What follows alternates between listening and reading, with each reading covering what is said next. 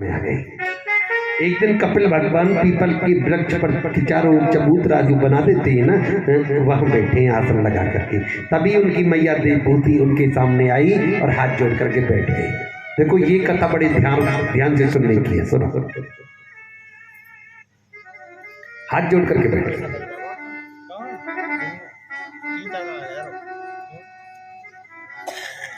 कपिल भगवान ने नेत्र खोल करके देखा तो मैया हाथ जोड़े बैठी है, बूढ़ी मैया। अब भाई कई पुत्र के आगे मैया हाथ जोड़ करके बैठी हो तो पुत्र को कैसा अजीब सा लगेगा ना। आज मैया कैसे, ऐसे ही कपिल ने अजीब सा दृश्य देखा तो कहा, मैया तुम मेरे आगे हाथ। पुत्र मैं तुमसे कुछ ज्ञान पाना चाहूं, लेकिन कहीं बाहर नहीं जा सकती, घूम नहीं सकती, फिर नहीं सकती। अगर घूमने चली भी गई तो भैया अलग पूछेगा, मैया अलग पूछेगी, पिताजी अलग पूछेगी, कहाँ गई थी, क्यों गई थी, क्या काम हो। बेटा से पूछते ही क्या,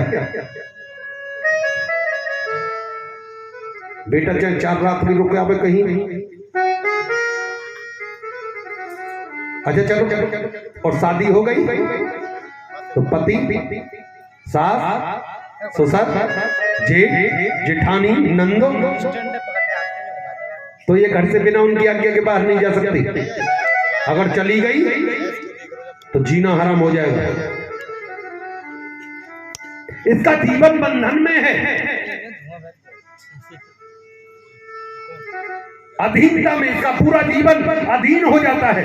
और किसी कारण से अगर पति ना रहे और पुत्र हो जाए तो पुत्रों के अधीन।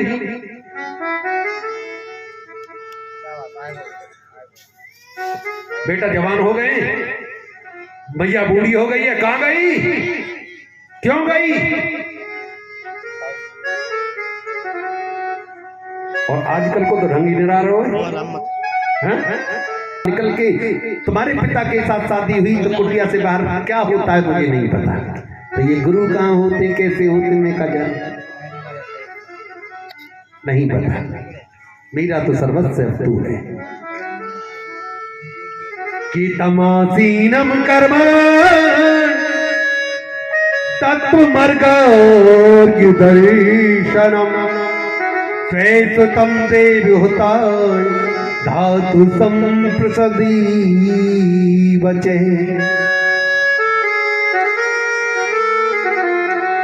मैं तो सर्वस्व अब तुझे ही मानती हूँ लला, और मैं जानती हूँ तुम कौन हो।